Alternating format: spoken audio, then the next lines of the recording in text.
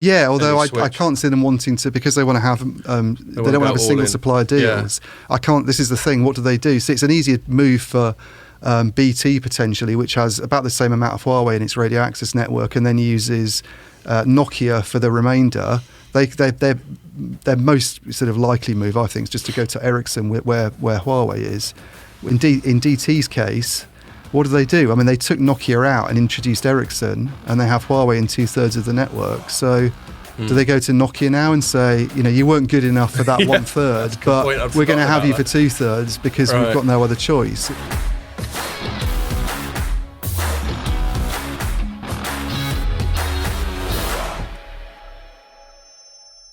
Hello and welcome to another Telecoms.com podcast. It's the third one in the studio, so I think I'll stop going on about it. It's not novelty. The office is still dead though, isn't it? So that means at least we can have the door open and not get too hot in this room. So, so I've got the usual suspects, Jamie and Ian, and it has to be said, this is going to be the very last one, probably, unless something weird happens, that Jamie's going to be on, because Jamie's leaving us. Another one. It was only just before the lockdown was when we did the one with Ray, when he was clearing off. And Ray ended up at Telecom. Effect. Yeah, Ray, that's it. You just once you just stuck with me with no buffer, you just thought, fuck this. And you're clearing off to go to the dark side, to go and work in PR at Vodafone. So we'll probably still be interacting. You'll probably still be discussing with other Vodafone PR people the latest out of order thing I've written. So yeah, sad to see you go, mate, but congrats on the move.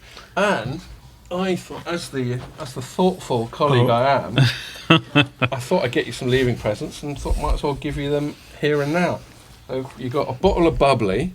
Oh, good. And that might come in handy for the other present, which kind of gives the game away of other stuff that's going on in your hectic life, which is this, still wrapped up. It's still wrapped up in its Amazon wrapping. This just arrived this morning. That's definitely not going to fit. Check this out. No, it might be a little large for the next couple of weeks. It's a 6 to 9 month Welsh rugby baby grow, because you've got Jamie Jr. on the way. Yeah. Well, I think Juliet might be more intrigued with this rather. Well, that's than to wet the baby's head, or just neck it tonight, whatever. So there we are. Those are your leaving presents. Thank you very much. And one of the reasons I did it is because everyone's going off on summer holiday. We might not have a podcast for another 2 or 3 weeks, listeners. So see if you can cope. Yeah, don't hang it on a camera, mate. Yeah. So your last day is actually the 14th, but we might not do another podcast before then. So that's why I got it. Yeah. So there we are. Pierre's gonna try and reinfect France with bird flu at the moment. So. Yeah, so he's off to France. I'm having a staycation, which was originally meant to be a trip to the Adriatic coast of Italy, but coronavirus put paid to that. Where about? Near Ancona. Oh, okay, yeah, I know that. Yeah. I've got an aunt who lives there and has a vineyard, so that's what I'm missing out on. We were going to stay there, drink her wine, get some sun, say ciao a lot. But it never happened. So instead, I'm at home for a week and then going to Suffolk for a week, which isn't quite as exotic. No. But there you go. It's all right. Yeah, well, it's got to be done. You've got to get a bit of time off, haven't you? So, so we got that out of the way, and we'll just crack on with the pod. What are we going to chat about? We are going to chat. I know I said last Huawei. Of course it wasn't. I think it's just a rolling story now, I think you immediately scoffed at my naivety, and you were right to do so. But it's not UK anymore. We're probably not going to chat about Huawei in the UK so much anymore, but there remains the matter of Europe and what's going to go on there. And there are some signs, despite protestations to the contrary, that Europe might go the same way as the UK. Then we're going to talk a bit about towers, i.e. those things that you hang radio kit on, because there's a surprising amount that goes on in what you'd assume is a fairly sort of static industry. And then we're going to finish off talking about India, because that's always a barrel of laughs at the moment, especially when it concerns Jio and everyone else, because basically everyone else is in the shtuck and Jio's going from strength to strength, and it's threatening to become a monopoly, and you have to wonder whether that's by design or not. So there we go. And just to remind you that if you're watching this on the site or on Facebook or on YouTube, you can listen to it on iTunes, SoundCloud, Spotify, and loads of other podcasting platforms. Right. I've chatted for a bit, so I think I'm going to hand it off to you, Ian. Huawei, why don't you just start by summarising some of the news that both Light Reading and Telecoms.com have covered this week regarding Huawei's on prospects in Europe.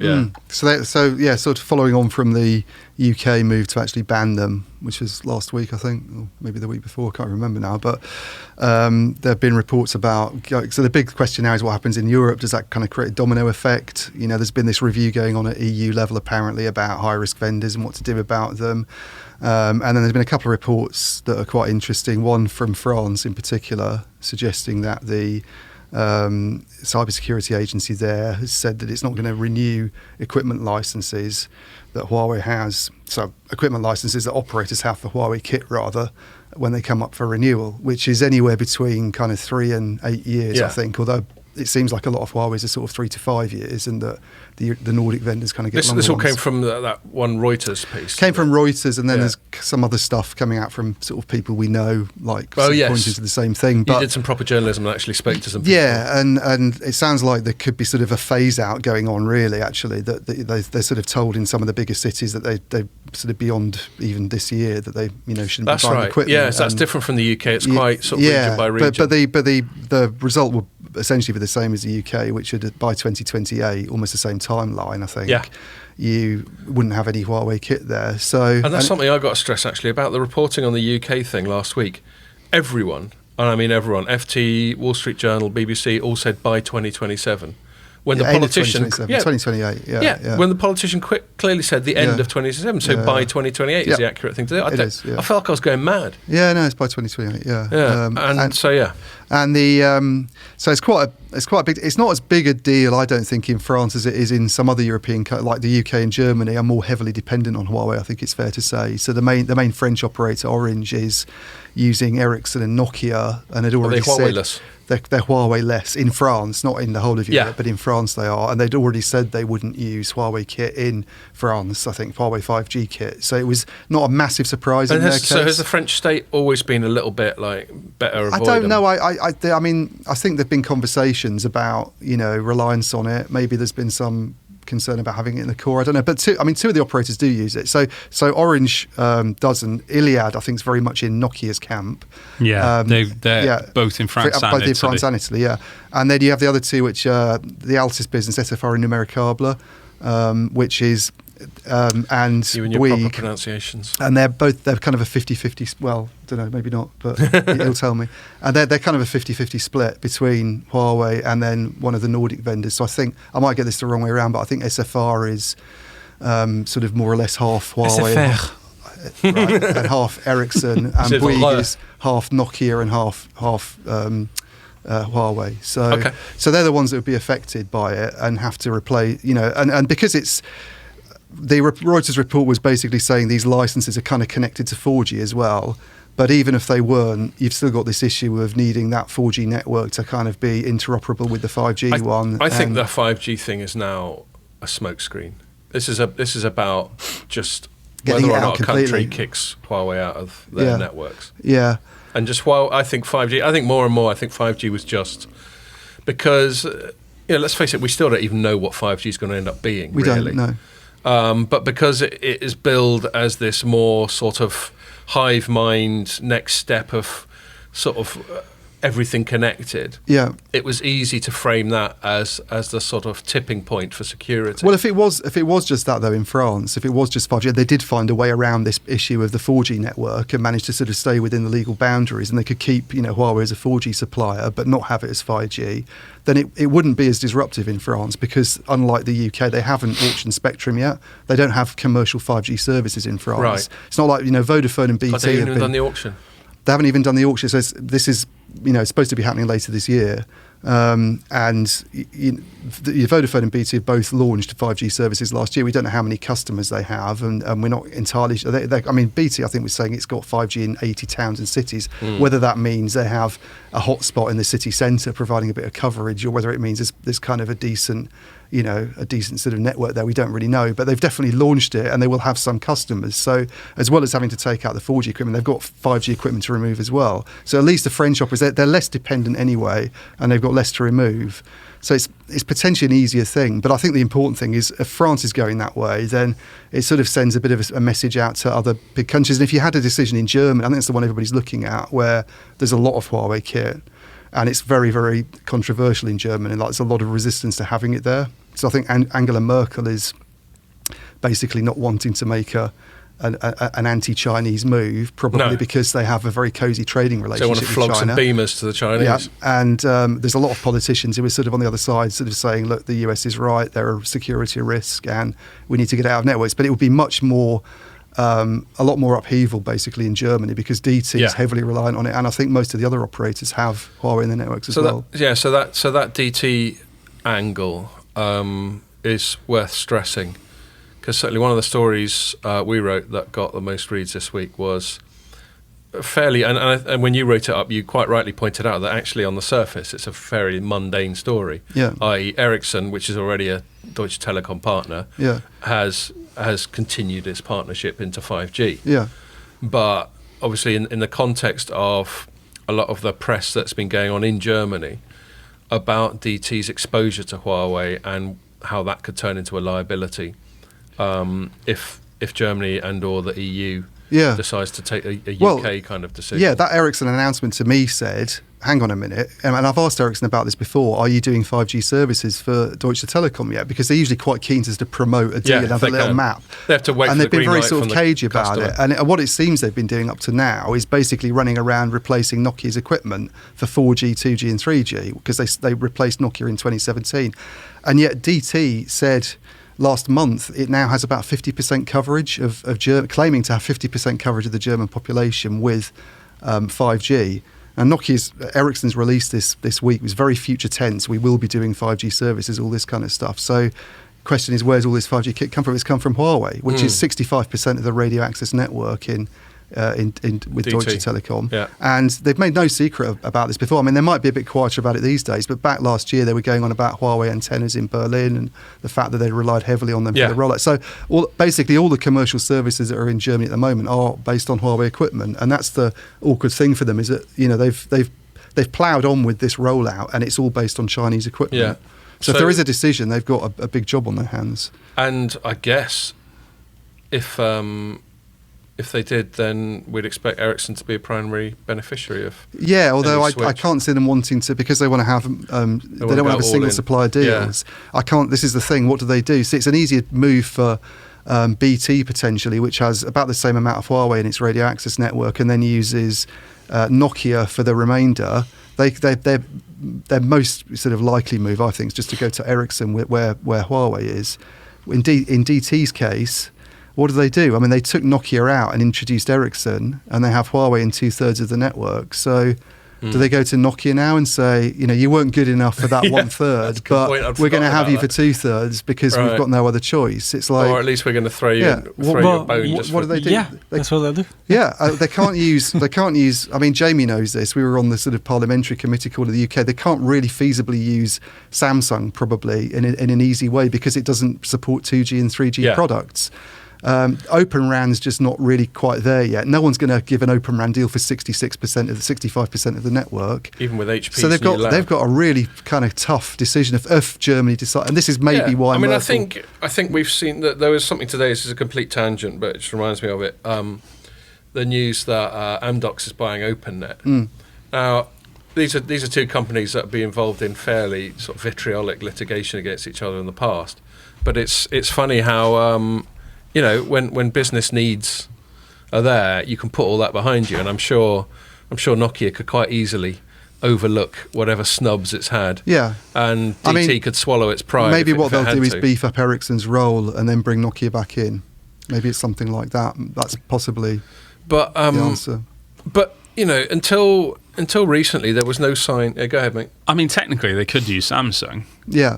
Because they can just use Samsung for 4G and 5G connectivity, assuming that, because you're starting to talk about an overlay, and if it's managed correctly, you could use Ericsson for the full, the every G all the way up. So you could have all the Samsung equipment supporting all the M2M and the sort of feature phone and all the way up to 5G. And technically, you could just prioritize Samsung for the overlay areas where there is going to be a concentration of 4G and 5G traffic. Like if they want to do an overlay, cities. a 5G overlay, but a lot of operators seem to be quite resistant to this overlay idea. They don't think that they have the spectrum that you need to make it work well, and they've got single RAN equipment as far as I know. So 2G, 3G, and 4G all on one platform. So if they take that out, and put a 4G replacement in, they're basically having to replace their 2G and 3G as well. That's the issue. So it's not an easy move for them, but. And that's possibly why I don't think it's just trade realities in the case of Merkel. I'm sure Timotheus Hertges, the CEO of Deutsche Telekom, has been saying, look, this would be... Apparently there was a leaked paper a few weeks ago that Handelsblatt got hold of, which was a Deutsche Telekom internal document that was meant to be shown to Huawei, where they laid out various scenarios. And the one where there was a ban on Huawei in Germany, they described it as the Armageddon scenario. Yeah. So it's like... Yeah, well, they're not... I mean, if they're communicating with Huawei, they're not going to describe it as the they wouldn't, party time but it probably scenario, is an Armageddon scenario in a way for them in some respects. It's not the cost, it's the hassle of who do you bring in. That's the problem. Well, but the cost as well. The cost is manageable, especially depending on timescales. Yeah. I mean, the cost I don't think is... It's not the big issue. Not an issue for them. No. You've got to do it, if you're only given a year or two, it is. Oh, I don't think that's going to happen. But, I mean, that's just... That's like asking me to win a marathon tomorrow. They'll do the same thing that the UK's done if they do anything. We really want to run with that analogy. I mean, the cost itself, it's nothing because I imagine it's going to be. I imagine there's a lot of conversation which is happening with like in the UK DCMS with I don't know I can't remember what the acronym is for the German alternative. Oh right, yeah. I know the German regulator. No, that's the one BNA, that begins with B. Bundesnetzagentur. I can't remember what the government party is. European stuff. Ministry is, but there will be something like with lots of long words. Yeah. But there will be something like you'll get relief here. You'll get we'll help you there. We'll maybe provide some subsidies or some very low interest loans here and all over the place. So they're not going to screw the telcos because they know how much is riding on the connectivity as the foundation for the next economy. So they're going to have to support the telcos through. I don't think money is a massive consideration for them. It's just the fact. Time, time, and especially somewhere like Germany. It's fucking massive. It's really, really. I mean, you think that the operational complications of taking stuff out of the rural networks in the UK is bad. Start taking it out of the German rural networks, and you have to go all the way down to bloody Bavaria here and Frankfurt there, and then over to Hamburg there. It's a big country, so that could cause, I think, significant and quite decentralised compared to the UK as well. Yeah. Because it was. I mean, I'm not. It's funny. I was just looking at. My son's going to do A-level history. And one of the things they're doing is the unification of Germany, which only happened in the 1800s. Mm. So prior to that, it was like this sort of quite Italian... late 1800s as well. Yeah, this Italian-style sort of system of sort of dukedoms and princedoms and all Bismarck that sort of thing. And all that.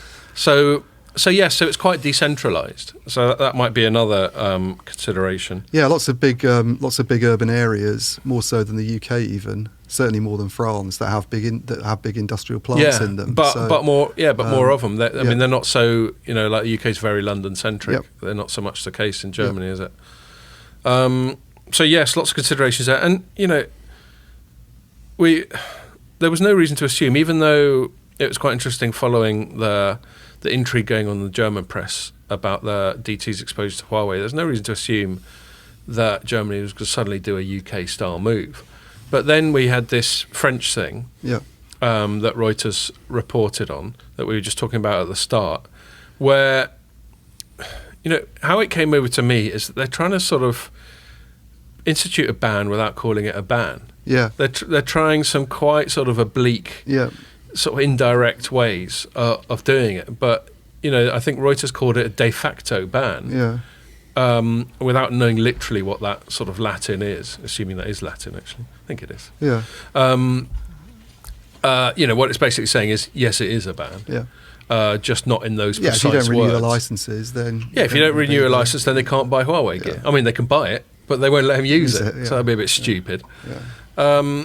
there's moves in Italy as well, aren't there, as well, which I've not been paying attention to as much. I'm not sure what's going on there, but I don't know if you guys covered it. There's some resistance, it seems, going on in Italy to the use of Huawei equipment, and they play quite a big role in Italy as well. So, right. Yeah, they're big with Telecom Italia. Big with Telecom Italia. So it's three of the big Western European economies. The only other one really being Spain.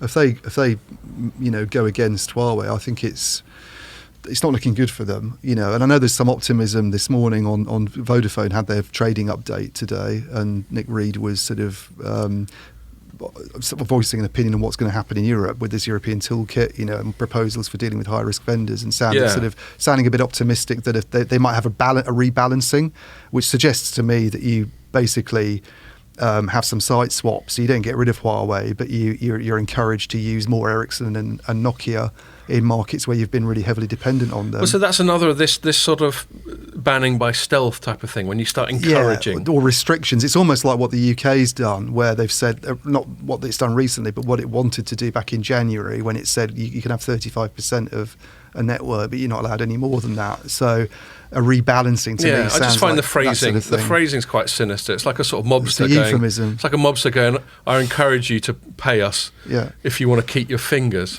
sort of thing. I don't think either of us covered it, but I'll give credit where it's due to Mobile Live. They covered it. I'm just looking at it on my phone. The announcement today. Yeah. And the headline is EC demands urgent action on 5G supply chains. It told members to swiftly make progress on preventing dependency on high-risk vendors. Typical Mobile Live, they sort of skirted around it a little bit as well and not said the word Huawei. So there's more of this encouragement going on to avoid. I mean, high-risk vendor is basically a euphemism for Huawei, isn't it? Huawei and ZTE. And ZTE. But it was Chinese vendors. What comparatively little and any presence. Company that comes out of North Korea in the next or Iran. What's that one in Iran that has nothing to do with Huawei? Absolutely nothing whatsoever. Skynet. Sky. Oh yes, is that Skynet, the one that what's her name's in trouble over? Skyworks. Skyworks. The one that Meng was in charge Canada, of, but so she wasn't. Exactly, and they'll probably be allegedly in charge of. Exactly. So all this, and the other reason I think the French thing's so significant is, in my view, always of Europe, Eurosceptic as I am, is that it's basically a Franco-German project. Yeah. And everyone else is in orbit around France and Germany. That if any big decisions have to be made, they're French and German decisions. Yeah. And in my view, the economics of the whole bloc have always existed to benefit, especially Germany and then France as its sort of key ally. So if France suddenly goes, we're banning Huawei, then where does that leave Germany and the rest of Europe? Yeah. Because I think we can safely assume if France and Germany both banned Huawei, then that's an EU policy, isn't it? Yeah. I would say that would lead to a sort of ban across the region. You'd think, wouldn't you? Yeah. And so, and anyway, if they're banned from those two markets, it's not even what happens in other countries, because economically they're where a lot of the money is. And the big markets for Huawei, I'm guessing, in Western Europe are probably the UK, Germany, and France. And France less so, because they've only got. They're big in Italy and Spain, but certainly the UK, Germany are massive markets for them. They're out of the UK now. If Germany does the same thing, their Western European business is not looking too hot. Healthy. No. So to me, it just seems like the writing's on the wall. And what was interesting, I don't think we covered this in the last one we did, but there was that story, Wall Street Journal story, about Europe going, this is very mobsterish sort of language that goes around. China basically going, well, it would be a shame if anything happened to Ericsson and Nokia if you were to ban Huawei. Yeah. And actually, the story, which China, I must stress, refutes and actually accuse Wall Street Journal of lying. So it's right then. Yeah. I know. I mean, look, this isn't in any way a xenophobic thing, but it's a bit rich, China accusing anyone of lying, because I'm sure they're all lovely, but they've got a strange relationship with the truth, in my opinion.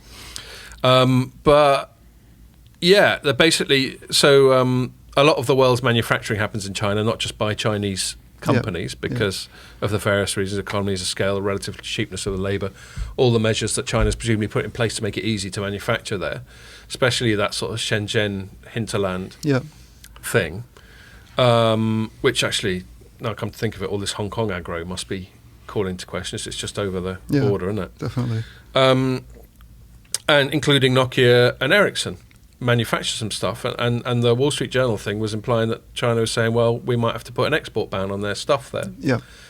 Like I said, China through there wasn't that much in the way of direct communication, but there are these things like the Global Times and the People's Daily that certainly, according to what Wei tells me, they don't say anything that hasn't been signed off by the government. Yeah. And I think they were actually quoting a foreign ministry spokesperson, basically going, "That's all bollocks. We're not thinking anything like that at all." But it certainly got their attention, and they got quite worried about it. And I can understand why, because if they seem to be menacing the EU, then that very much changes. Because right now the EU's sort of sitting on the fence, isn't it? Yeah. Trying not to pick a team. Well, it was supposed to be a sort of like nuclear option if the EU does go ahead and say there's a ban. But I don't think that's their best. We've got to stop saying things like nuclear option. Their best option for sort of fighting, retaliating. They've got so many other things they could do. China, from things like currency manipulation to tariffs of their own on, the amount of trade with. Yeah. There's all sorts of things they could do to really kind of retaliate, but they haven't done to hurt the West. If they set the precedent for putting export bans on foreign countries that manufacture in China, those foreign countries are just going to hightail it to Vietnam or whatever. They will, yeah. But they can still China can still cause huge problems just from the fact that it's a massive economy nowadays, and it's a market of 1 billion people. It's got a currency that they're trying to make a sort of rival to the dollar. There's all sorts of ways they can cause pain. I think the geopolitics. I don't think it's going in a good way. No, and I think the reason they panicked is from what I was describing. Because if other Western companies that invest in China, especially manufacturing, read that Wall Street Journal story, they're going to think, "Damn, man, we better start accelerating our move out." Yeah. So that'll be one of the reasons they had a flap. My general gut feel about the whole geopolitics of it is that Trump has made Xi Jinping and China on the whole act quicker than its grand plan probably intended. They've become a bit less long term, haven't they? Yeah, and they've had to make some moves that have given their opponents sort of ammunition, easy ammo to use against them, like the Hong Kong move. They could have probably been a bit more stealthy and sneaking in those little laws than they did, although it has to be said that the Hong Kong people have been making a lot of noise about it for a while. Well, they could just have waited till 2047 or whatever it is. Right. Isn't that when they're supposed to? What was the deadline for it? 2047 was the original deadline. because they handed over in 1997, and then it was 50 years. Yeah. I mean, they're long-termists. Why didn't they just do that? What's 27 years? Xi Jinping's got all the time in the world. He's just voted himself once he fathers all these future leaders, as long as his dynasty's established, then why does he really worry so much about 2047? Well, there we go. I don't think most people view their immortality in that way. No, probably not. So a combination of Trump's belligerence, obviously the unique circumstances of the coronavirus originating as it did in China, although apparently you're not even allowed to say that in China. Really? But they claim it didn't. Anyway. Might not have done. There's a theory that it was everywhere, and it's just sort of because of environmental conditions. There is that. I've got a mate who reckons they had it in January in the UK. Yeah. Anyway.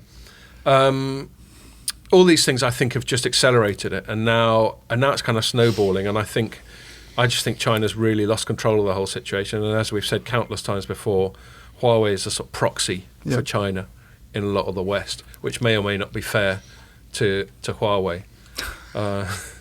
Jamie's using his last pod to irritate Pierre by shifting the camera on Ian.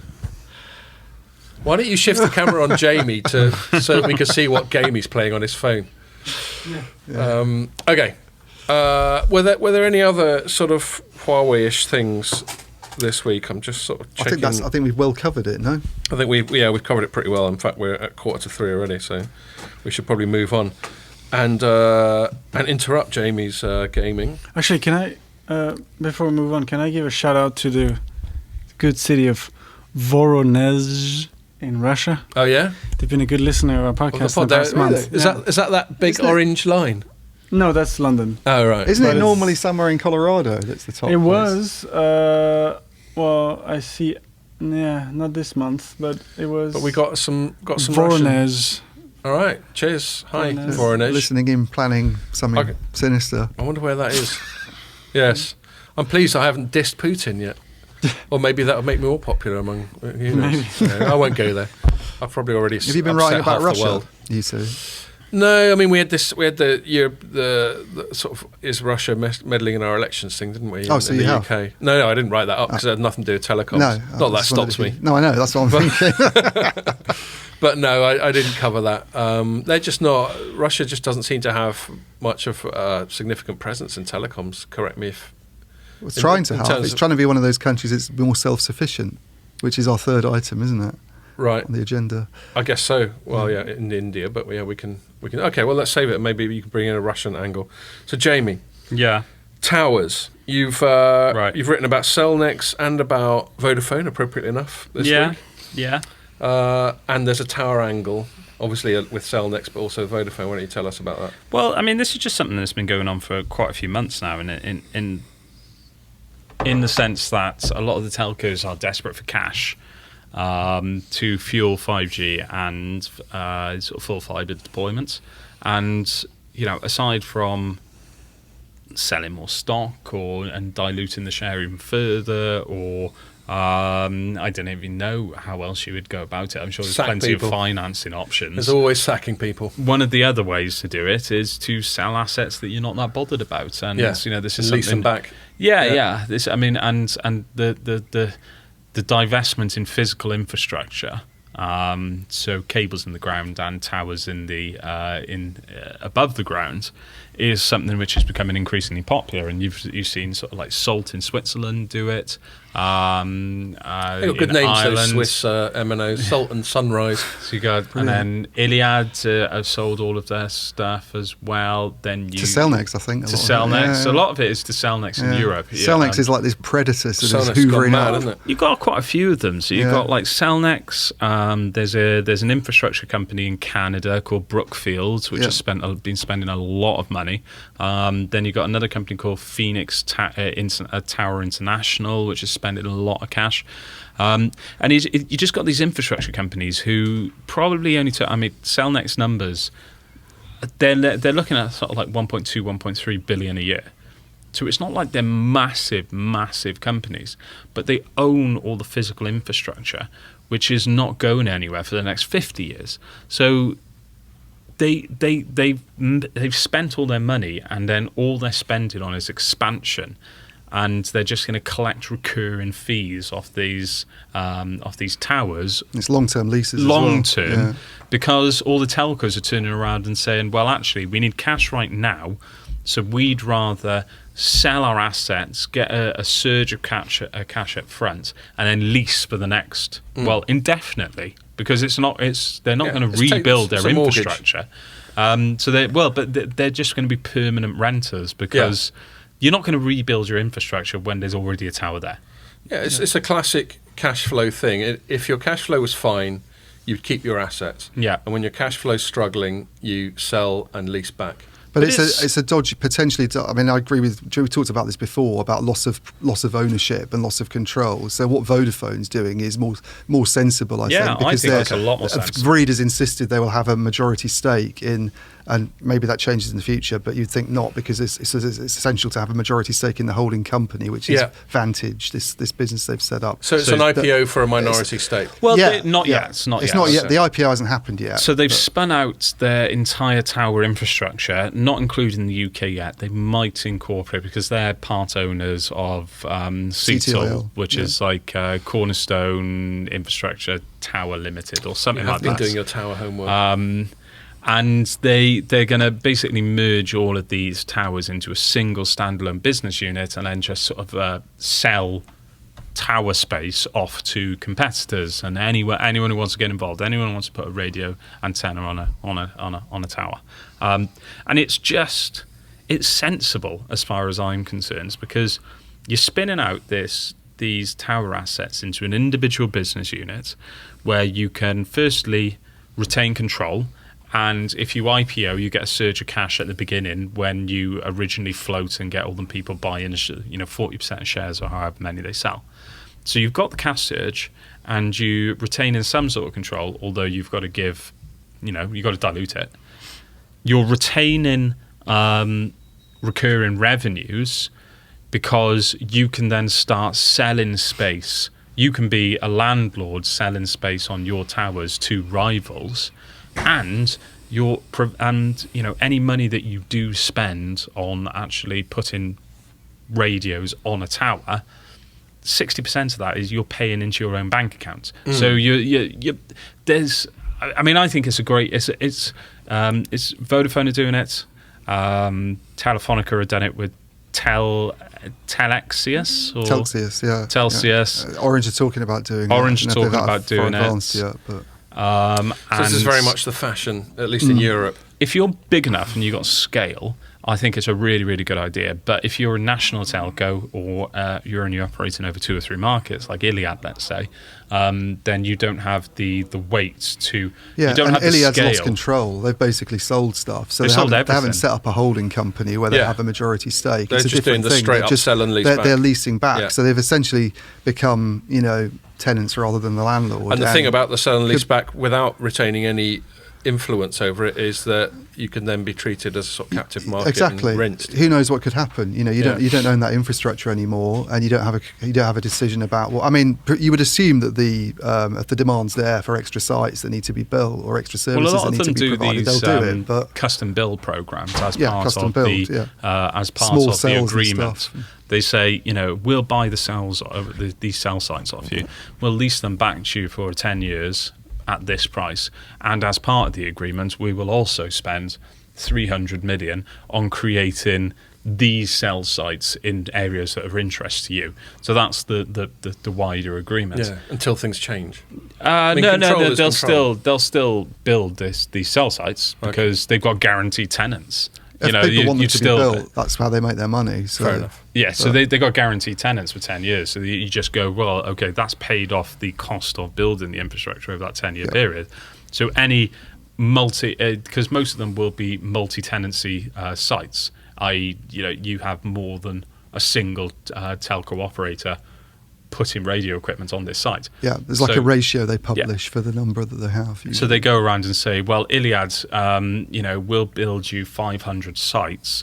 You pay the money you pay keeps the lights on, and then any additional radio that goes on there is just pure profit. So I mean that's how multi-occupancy sites is how they make money. And there's decent money in it. Cellnex's numbers were pretty healthy, weren't they? Well, it was like 1.2 billion a year. Well, it's loss making because of all of its because it's made so many acquisitions over the last few years. It's not much. It's not much. It's about 43 million, I think, for the first half. So it's not big loss, but that's big mainly because of like amortization costs from all the investments they've made because they spent a shitload of money and they're planning on spending a lot more. Fundamental sort of revenue and margin situation's okay. Their revenues have gone up a lot, and it's 46%. It went up year on year for the first half. But is that all due to acquisition, or is there a lot of that organic as well? They still had, minus that 46%, they still had that much money year on year. But they've spent something like 3 billion, 3.5, maybe 4 billion on towers over the last year. Yeah, they've been going for it. They've been spending a lot of money, and they're turning over something like 680 something million for the first half. Their share price is like dramatically up it's on ridiculous. the last 2 years. It's like up. We should have told Pierre about them because investors love it because, like Jamie was saying, it's a dependable source of long-term revenue. So there's none of this worrying about. Are we sexy enough compared with Apple and all that stuff? You basically are a landlord managing the business well. They are effectively the mobile equivalent of CityFibre. They literally do not give a shit about owning the relationship with the customer. They just literally want to provide the infrastructure for telcos to deliver their services. All they do is they build a tower and they say, right, we're going to sell space on this tower to the telcos, and all the backers are like investment firms, like BlackRock and Abu Dhabi investment firms. There's a lot of money being pumped into this, but it's because you spend a couple of billion on building out this infrastructure, and they've got like 50,000 sites around Europe at the moment, and they're hoping to get it up to, I think Ian says 62,000 sites, but once you build it, it's there for 40 years. all you have to do is maintain it, and that's minimum cost when you take out civils and planning permission and the bureaucracy of actually building it. The civils of maintenance are so much less. So all they're doing is making sure this tower doesn't fall down, and they're getting 40 to 50 years of I'm going to charge people to put something on this site. It's a classic sort of capex high, opex low. As long as you've got the wedge, it's the sort of thing that big investment funds like to go for, because obviously the barriers to entry are very high indeed. The barriers to entry are extortionately high because you look at where these towers actually are. If you want a high demand tower, you don't build it on top of a city, on top of a skyscraper in the middle of London, because there are going to be 50 rooftops that is an option. So it's more a case of, well, the telcos are probably going to pay for it themselves to go up there. But then if you build these towers in the middle of nowhere, where the telcos can't justify all this vast expense of passive infrastructure, then it becomes really attractive to just spend X amount a year leasing off someone else's tower.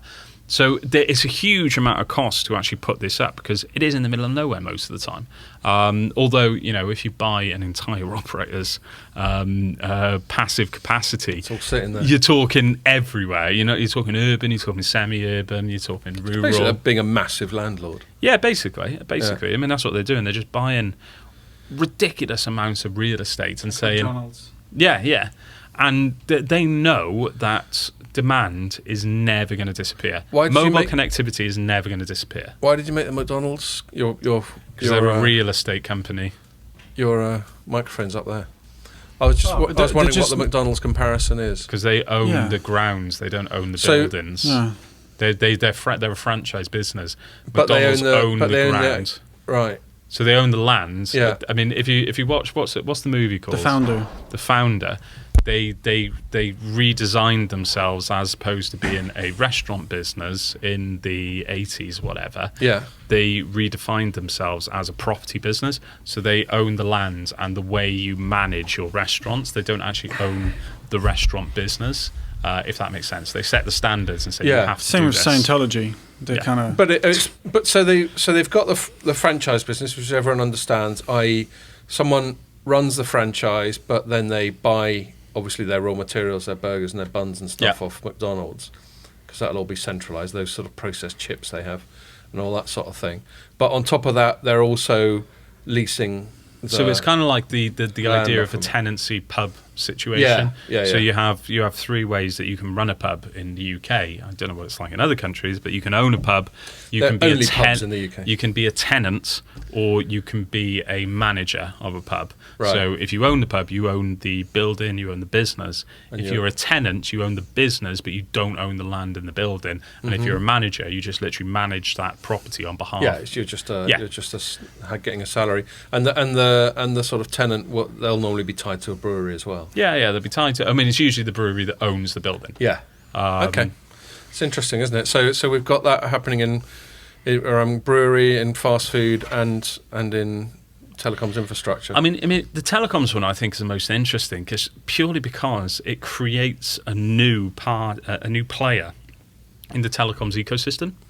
It's only over the last couple of years, or not even that, the last year, that you've really seen these hardcore infrastructure players make a name for themselves in the market. So, Cellnex has existed, but then, for instance, like Phoenix Tower International wasn't driving itself as aggressively as it is now. Cellnex has had major acquisitions, and then, as Ian pointed out earlier, it's releasing some new stock to raise $4 billion so it can carry on acquiring new sites. There's a load of these companies. Vodafone's spinning out another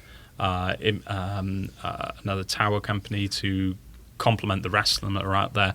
Brookfield in the States, Goldman Sachs, all these big investment companies are actually creating a new voice in the telecommunications looking like industry. old SoftBank geezer Son should have got involved in that game.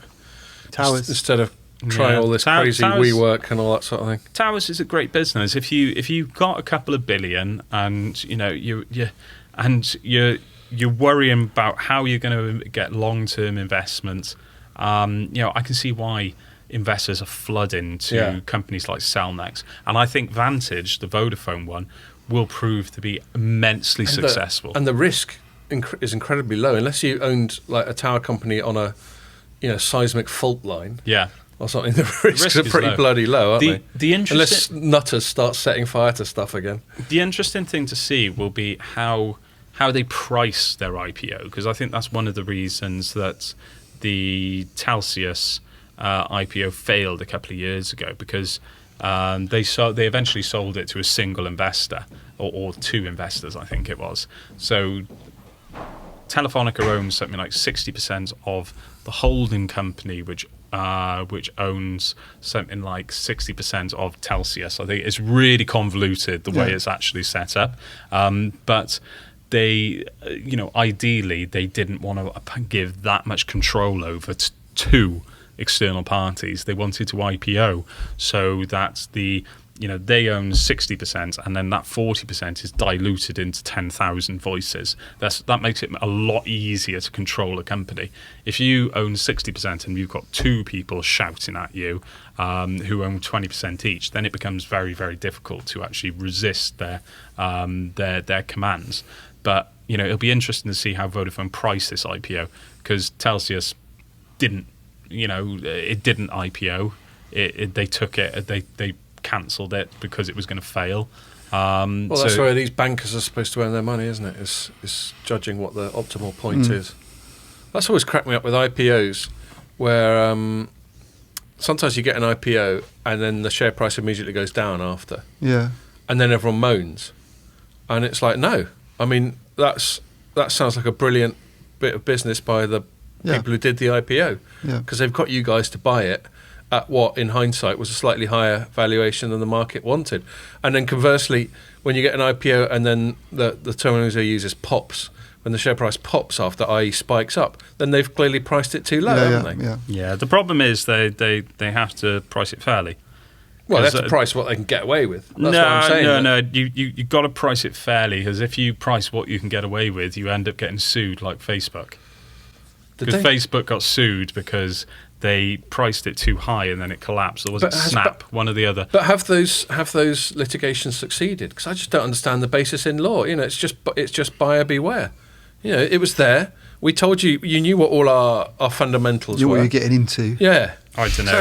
If you've got a reputable caveat emptor, son. If you've got a reputable bank that turns around and tells you that this is worth 100 million and it only works out to be 70 million, you're placing trust and if they're entitled to get butthurt. I'm just not sure. But it is gambling. Oh yeah, no, because they got a fiduciary responsibility to advise you to purchase at the right price. So if they're advising you to purchase at 100 million and all of a sudden it's gone down to 70 million, and then they're buying stuff. And other people are buying stuff, you turn around and go, well, actually, this is fraud, or it's either fraud or incompetence. Which one is worse? No, that's definitely one way of putting it. And then the flip side is, here's all our fundamentals, here's what we've been earning, here's our outlook, here's what it's going to cost you to have a piece of the action, take it or don't.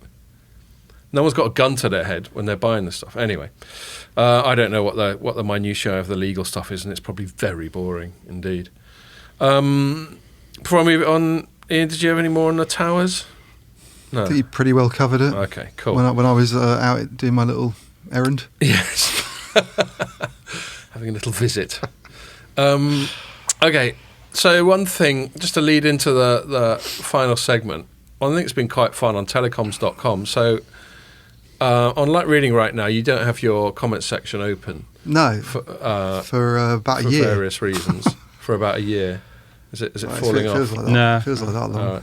Right. We do, and it's getting pretty tasty these days. And it's basically geopolitical stuff, which is, you do get people talking about proper telecom stuff, but I think I did it. Maybe it's one of the ones we still did remotely. This one commenter called Ladakh China just comes out with this sort of really badly translated sort of Chinglish rants. Going brilliant word. He sounds like a troll to me. It does seem like a troll, and he goes, "China is best. You shut your mouth," and all this.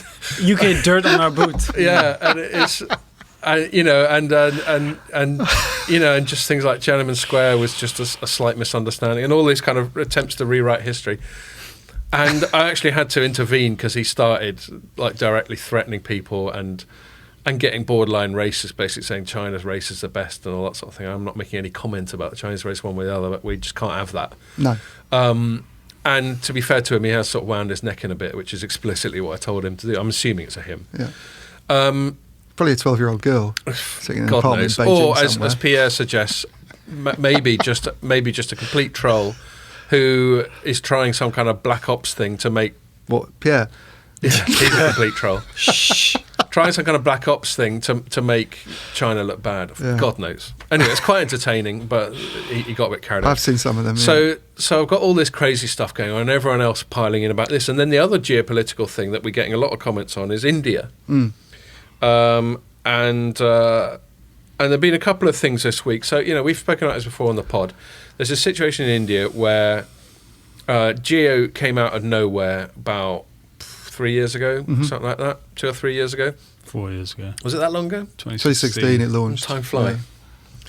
Yeah. 4 years ago, as I was just saying. And they seem to get a bit of a leg up from the government. They were given this national license at a time when it was still quite regionalised, the whole mobile, the whole telecom scene in India. Yeah. They seem to just get hold of spectrum fairly easily. There seem to be... Interconnect rules went in their favour. That's right, interconnect rules. And then they seem to get away with giving stuff away for free for quite a while. And you just got the impression that the government and the regulators were, if not actively supporting them, then certainly benignly disposed towards them. And the fact that Jio's run by the richest man in India, of course, I'm sure is a complete coincidence. And it's quite friendly with the government. And it's quite friendly, as you'd expect the richest man in India to be. You know what I mean? They all sit at a similar table. Went to the same school. Quite. I don't know about that actually, but yeah. Yeah. And anyway, and then on the flip side, we've got the two remaining major incumbents, which is Vodafone Idea, which was a merger, and Bharti Airtel, which was for years the number one player. Arguably still is. Arguably still, yes. I'll get you to mention that because that piece you wrote, Airtel, that piece you wrote got quite a lot of reads. So that's worth mentioning. Once I finish my rambling preamble. So they're having a bit of an okay. He'll have to do his Airtel. I'll have to extend it some longer, a bit longer. So they're having a bit of a nightmare with these fees that they got to pay the government, and that's all related to how these fees are calculated. And they've been going through law case through sort of legal disputes over this, which again I'll ask Jamie to mention when he comes back because he wrote about that. But basically, the government wants them to pay a proportion of all their revenues from absolutely everything, and they just want to pay a proportion from, I don't know, mobile tariffs. I can't remember exactly what the subset is. Yeah. But it penalises the incumbents a lot more than Jio, doesn't it? That's the thing. Because it's only up to about... Yeah, it doesn't go back years, and in its case, obviously, it only came in the market in 2016. And these are historical I think it's already fees. paid off what it owes, and with all this cash injection it's had recently from these investments, it's now debt-free. They paid it off with what Ambani funds down the back of the sofa, or whatever they call a sofa in India. Whereas the other ones are still like... Well, Vodafone Idea in particular is struggling with its finances and balance sheet. And so a few stories were written about this. I think since the last pod, a couple of which we've alluded to, but one that I wrote on it, which I might as well talk about until Jamie comes back, is how Jio is now asking for early access to 5G spectrum to get a head start on its 5G efforts. And you sort of think, well, fair enough. You know, why would you stand in the way if they've got the technology and the will there to get cracking on 5G? And why not let them? But you know, as I noticed reading the Indian press, there hasn't been any talk of there being a 5G auction. Yeah. So some press have been going, that's a bit cheeky of them to ask for access to this There was spectrum. talk, wasn't there? And then it sort of, plans keep getting pushed back. Well, there may be talk, but there isn't one scheduled to the best of my knowledge. No, the other operators don't want one, do they? Because they're still trying to get their 4G act together. Exactly, and they've not got the money for it. Well, quite. So that was one thing. The other thing to bear in mind is that they never sell all of their auction lots in India. the government always prices it too high. Right. They only sell. I mean, in like the last 10, 12 years, they've only sold like 60-70% of their auction, their spectrum at auction, which is just madness considering you see how expensive it gets when people are trying to outbid each other in other countries. I mean, it's absolutely madness. We just had it. In fact, you might as well mention it quickly, Ian, because I thought your angle on it was interesting. We both wrote up the Dutch auction, but you've got your spreadsheet where you calculate. Well, I'll hand it over to you. What is it that you calculate to work out the relative value of the auction? It's a normal. It's not my unique thing. It is a way of sort of valuing. Well, you spectrum. bother to do it anyway. Yeah, it's megahertz per head of Sorry, it's the price per megahertz per head of population, which gives you a sort of figure that you can compare across countries then, because obviously they're going to spend more in Germany than they are in the Netherlands. There's a flat fee because it's a lot bigger, and it's a bigger market. So it has to be. It gives you a comparison what they're sort of spending on a unit level. And how much did the Czech Dutch? Off the top of my head, I cannot remember that number, but it was quite high compared with your chart. It was only just below Italy. It was below Italy. I mean, it was different spectrum. That's the thing. I was comparing it there with 3.5 gigahertz auctions that have So you're going to pay happened. more for 700 because it's got better the range. 700, the lower band stuff always tends to sell for more because it's lower range. Higher range, higher range. Sorry, but it's still a lot of money to be spending. I thought it doesn't stand out in the way that the Italy and German auction results did because they were sort of 6 or 7 billion, but it's 1.2 billion in a small market, split three ways at a time of coronavirus, and you look at it as a percentage of what those companies are making in profit and revenue. It's quite a lot. It's quite a lot in terms of what they spend on capex. So, and the spectrum to me. It's all very well saying this is a 5G auction, which I noticed the government did. It isn't really a 5G auction. What they've given away 700, which you need for low band 5G. Yeah. What is it? 700 megahertz. 700 megahertz. Well, you can use it for anything. You can use it for anything, and you're not going to. 700 band. There was 1400, which is pretty band. much an outlier, I think, in terms of what gets used. It's not, it's. And it wasn't much in that band anyway. I think two companies got 15 and one got 10. And then they basically renewed the 2.1 gigahertz that was being used for 3G. So they were sort of renewing their concessions. That's there. Good for 5G. That's what good T-Mobile for 5G. is using. Yeah, and I think one of the operators is shutting down. I think it's Vodafone actually is saying it's going to shut down 3G quite soon in the Netherlands. So like AT&T they can refarm that and then use it for 5G. I think a lot of people have already. Because BT have already announced it. BT have announced it. I think a lot of the UK, I think 3 have already announced it as well. I think this is quite slow off the mark, isn't it, in the Netherlands? Like announcing shut down 3G. But it's only one of them anyway. So the other two are going to have to carry on providing. They don't seem to do that. But in fact, one of them is more interested in shutting down 2G than 3G. So it's quite interesting. And that'll never happen in the UK. Well, I find that bizarre because you need that for roaming, for M2M, for all sorts of things. But I just thought it was a lot of money to be spending on what the spectrum is, and then they still haven't auctioned the 3.5. So they've got this all to go through again in just over a year's time when that becomes available. The band that everybody thinks is the most useful in Europe is that mid-band 3.5. You're probably going to get better deals on the equipment because there's the economies of scale effect. That's the sort effect. of balance between propagation and bandwidth. Yeah. Well, so, you can get that in the sort of like the 2.1 to 2.5, but I think the economy of scale on the radio antenna, because you don't just buy a radio antenna and stick it up and then you can get anything. It has to be configured to a certain frequency. Yep. So everyone is purchasing the 3, in the what they call the C band, the innovation band, which is like goes from 3.4 to like 3.9 or whatever. It's quite a big band. Yeah. But there's so much equipment being manufactured for that band because everyone is using it. It's not just they're using it out in Asia massively as well, and Canada, and they've been talking about it in South America as well. So it's literally everywhere in the world except the US is using it. Yep. And now they're trying to sort out some spectrum auction later in the year, which is going completely horribly wrong. We went off on this tangent when we were talking about India. I'm just cognizant of the fact we're running out of time. Bring it back to India. I invite you to tell us about the court case, which has sort of gone the similar way of other court cases in India. I mean, effectively, you have Bharti Airtel and Vodafone Idea who have been pleading with the government to say, give us more favourable terms in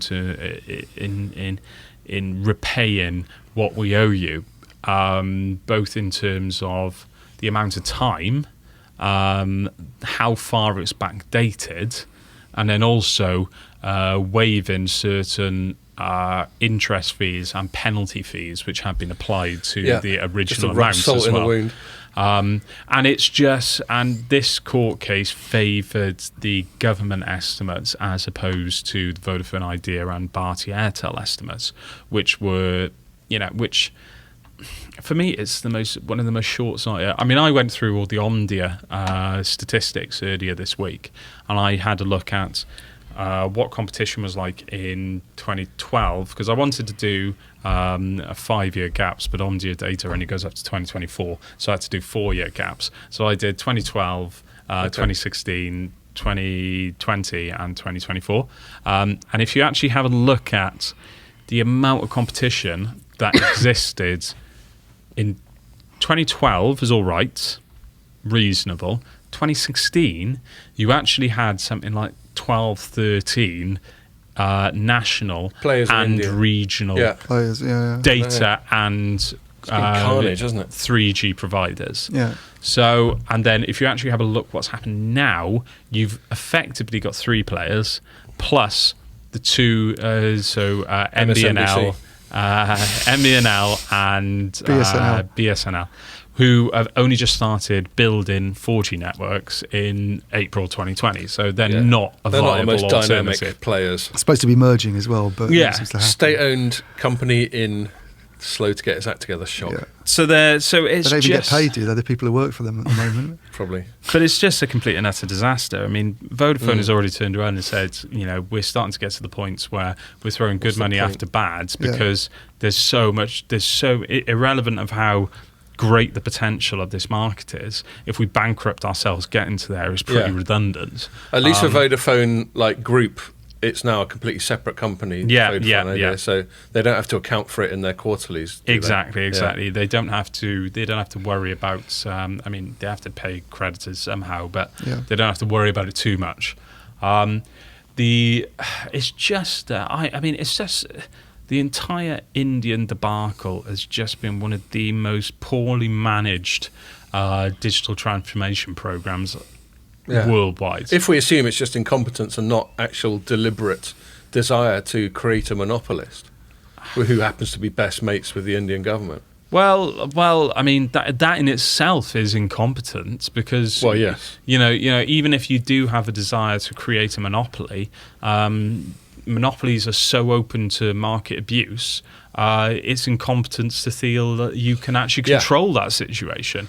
So irrelevant whether you think that it's sort of like blue sky thinking, blue-eyed, cloud gazing government who thinks that everything nice is going to happen, or sinister, I'm going to steal all the money and make it as devastating as possible.